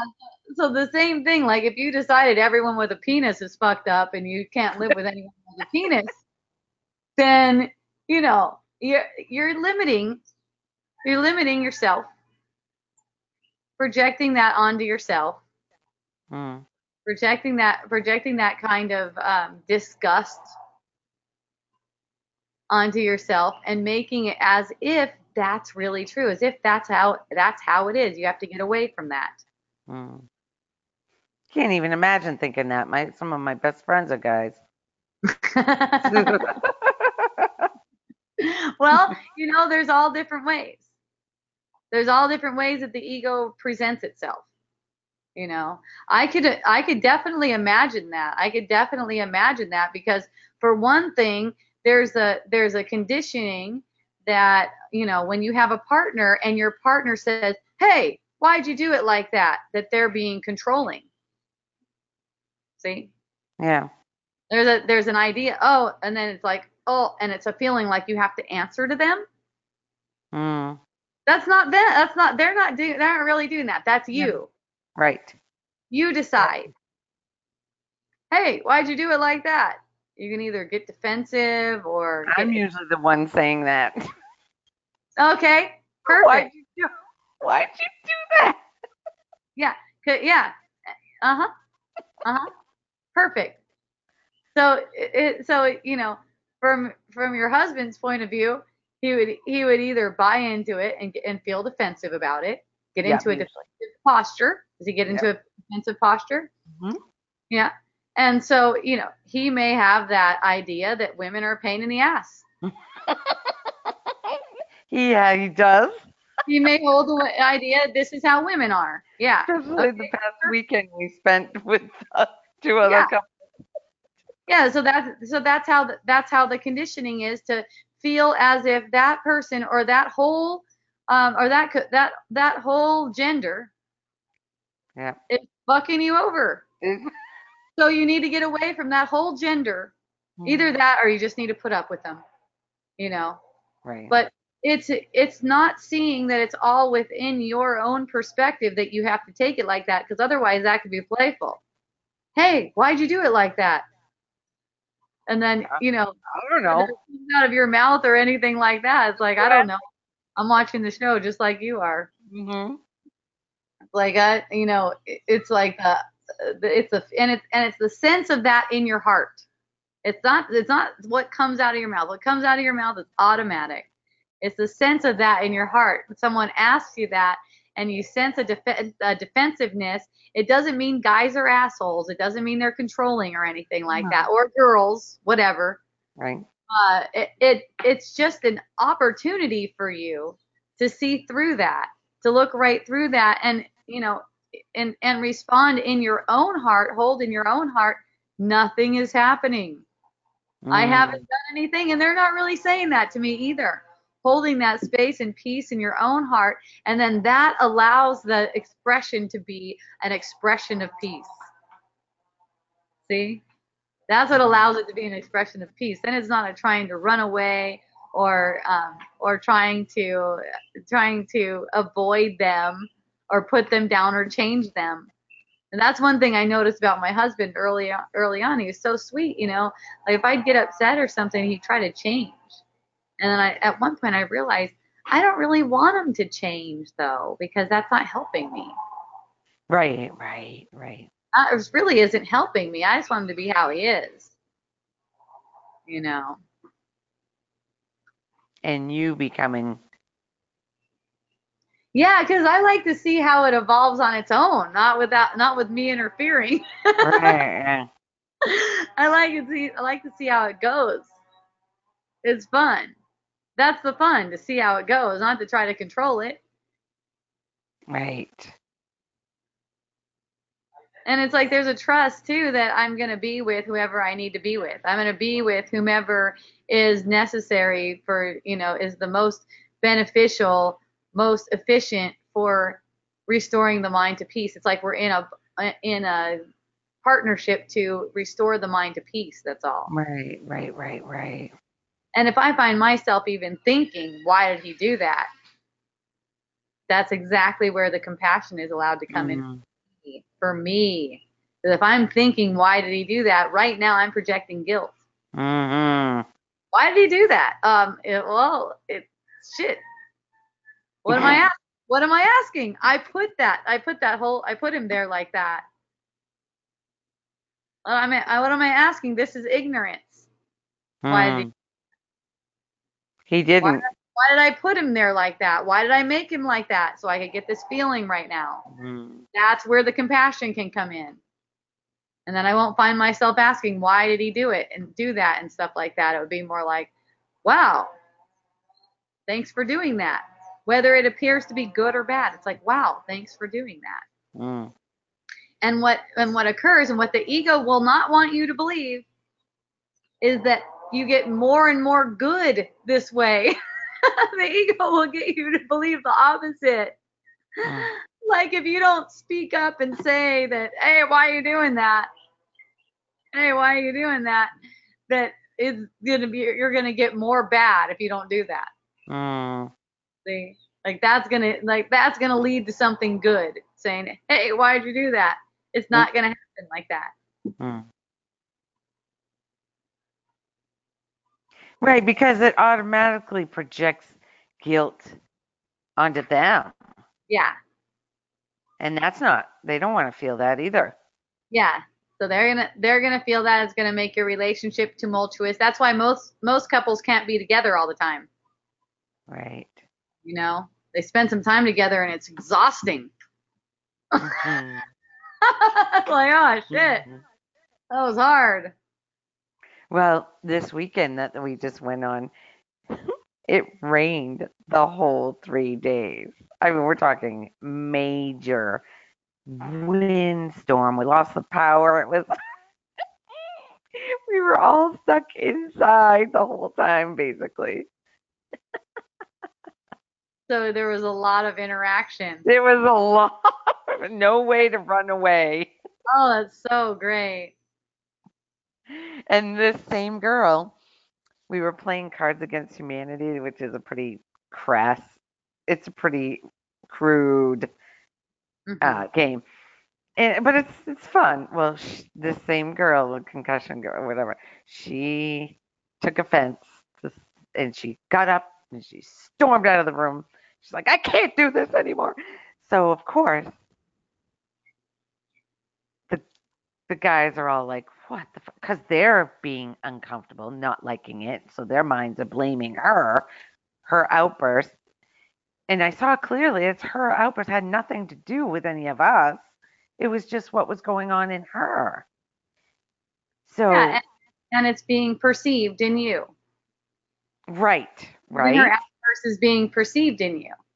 right. And that was hers. It was okay. But Yeah, then the guys got together and like, not gonna do this with her ever again. This is ridiculous. There's always something that happens. and then that's also for you. Okay, so that was for me. All of it is. So, but I was saying to them that it has nothing to do with us. It's what she was thinking and couldn't handle having to leave the room. When you're uncomfortable, that's yours to deal with Yep. in the moment. Always. Yeah. Yep. That's it. That's it. You got it. All right, so I have something from Julie here. It looks a little bit long, so I'm going to get to it because I have like 10 minutes left here. Let's see. Can you speak about the victim and the victimizer? They seem to not be able to live with each other. It's like a parasitic relating. One has the pride and the other the guilt. The pride victimizer is self-righteous while the guilt victim is unworthy and wrong. This is a parasitic movement I see happening everywhere now since listening to you. So you say to sit with the feeling and see it? Yes. One has unworthiness and the other is extra worthy. No, not really. Not really. They're both the dance is a dance of unworthiness. If the other is feeling worthy, if one is feeling worthy, they don't project unworthiness. Okay? They don't try to punish anyone. They don't have a victimizer bone in their body. They also seem to intertwine, yeah, because they're in a dance of unworthiness. It seems to be a battle of worth. Yeah, it's like you have to prove your worthiness to that person because you cannot see that they're already holding out love to you. It's like they're giving you that gift of worthiness by projecting unworthiness, just so that you can see through it. It's kind of like a no, thank you. You know, just like I was talking about with the woman in the car telling me how I should do things. It's just like, no, thank you. Energy wise. But the defensiveness that comes up that tries to prove the worth, that's what keeps the dynamic alive. That's what keeps the dynamic going. I had a friend recently tell me that my husband, who is somewhat unkind to me, was my projection and proves my unworth. Wow, that's awesome. That's some good stuff.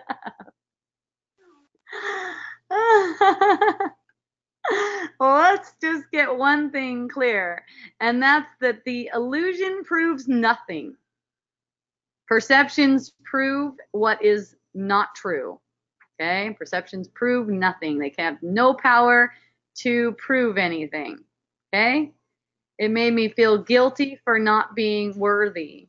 Okay, so it doesn't really have power to make you feel anyway. It's just that you're already feeling guilty, okay? And then when you heard that, it triggers it in you. So you cannot you don't have to be the victim in that. See? You don't have to be the victim in that. And then see yourself as you really are. Notice that any guilty feeling you feel, you brought to that perception. You brought to that perception. Okay? That she could be having any kind of perception of you that she wants. It could be just fine to have any kind of perception that she wants and you not feel guilty about it, just letting her have the perception that she has. If she says that you're unworthy, that's the perception that she has. It's like, okay, thanks for letting me know. You know, thank you. It's good. It's good that she lets you know where she's at. Basically, she's saying she's sure of her unworth. She's totally sure of her own unworthiness. She's totally sure of it. It's basically what she's saying. It doesn't have anything to do with you, really. But it takes facts about you as if that makes it really about you. It makes it seem more real, like it's actually about you, but it's not. It's all about it. It's all what's going on in her own mind. And since it's what's going on in her own mind and you're perceiving it, you have the power to heal it. That's what's awesome. By not taking it personal, that's allowing it to be healed. Okay? And for me, uh, just the expression or the feeling in my heart of thank you for letting me know. That's a really revealing comment. You just really revealed a lot about your mind. I don't have to say that to them. It's not like that always comes out. It usually doesn't. But really, the gratitude that I feel is that they just revealed something. That just revealed how they feel. And since it's coming up in my perception, that's me. To me, that's me feeling like that. So it's just kind of like, it's okay. It's all right. Thank you for letting me know. You know, for 2 days, it's been a mindset. I keep saying, reveal this to me. How, okay. You see, there you go. There you go. It might take a little bit sometimes, but you see. You're ready to see. You're asking to see. Look at how, thank you. I appreciate you. Look at how different that can be when the compassion is allowed for yourself and you're not taking it as if it's personal. Someone projects unworthiness. It's like they're offering a feeling. It's like they're giving you a stinky gift. And you can just say, "Oh, no, thank you." But thank you. Thank you for revealing that to me.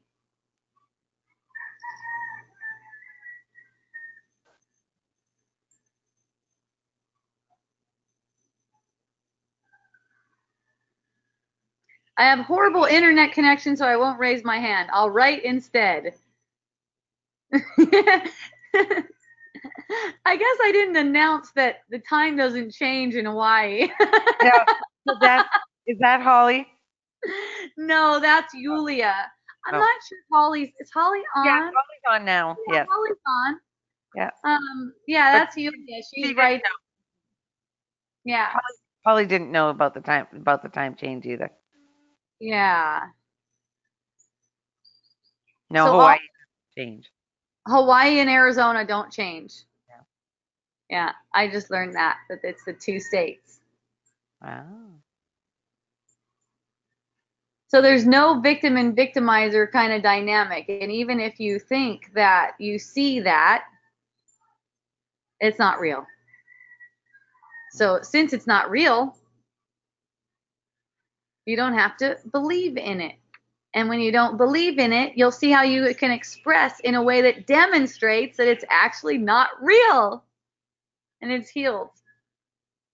Since you are talking about victims and perpetrators, say a few words about people who torture or abuse other people. I just need to hear something from Hope about that. I know that all perception is for me, and that's it, right? Yes, that's it. Even when you think of someone torturing or abusing other people, if that if that makes a feeling arise in your body's energy field, that's where the compassion goes, right there.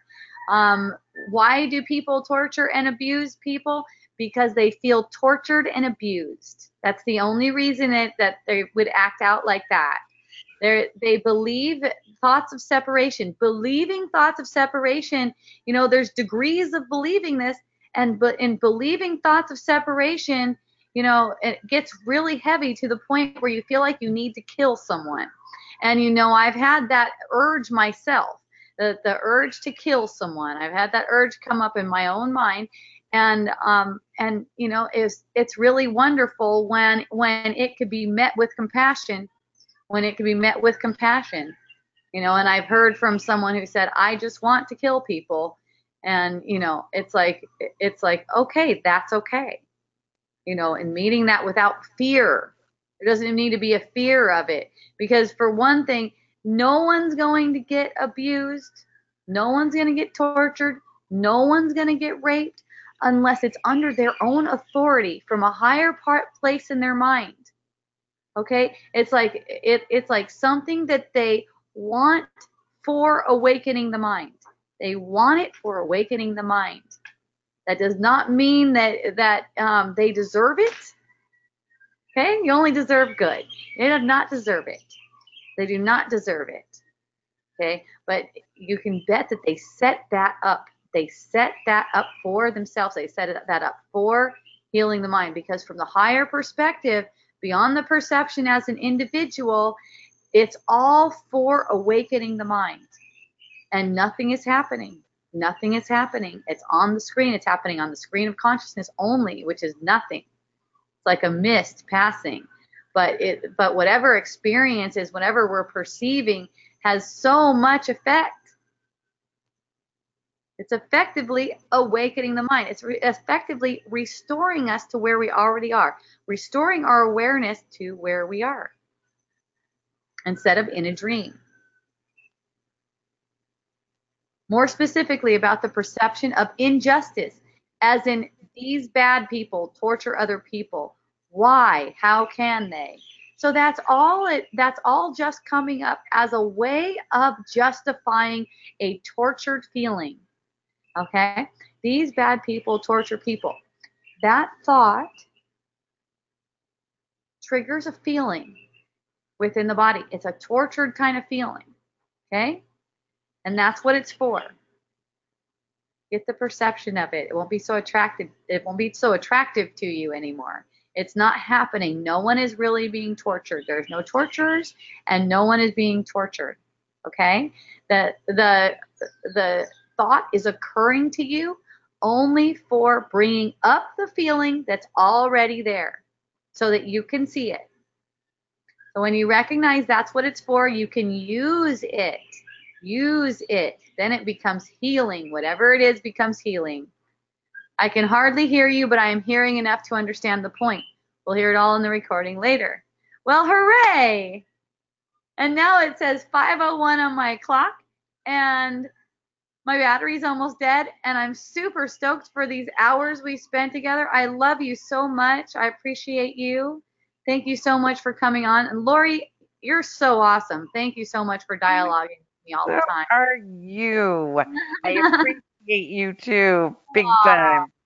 Yeah, and thank you for everyone writing too. It's really wonderful. I totally enjoy it. I'll be back again next Tuesday. Lord willing, you can say. Who knows what'll happen, but I plan to be back next Tuesday and keep on having wisdom dialogues with everyone Tuesdays at 3 p.m. And if you'd like to see my videos, you could go to wisdomdialogues.org. If you'd like to join me and get the invitations on Facebook, you can join my group, Facebook.com/groups/Wisdom Dialogues. And if you would like to get some of my essential oils, that's miraclebotanicals.com. All right? Best essential oils ever. Yeah. Yay. Thank you, Phoebes. I love you. I love you too, Holly. Thank you. Oh, Julie, thanks so much. I appreciate everything. To everyone who's on, everyone who's watching, Holly, Anastasia. Yay. I love you so much. Mahalo. And a Bye, hui everybody. ho. Bye. Aloha.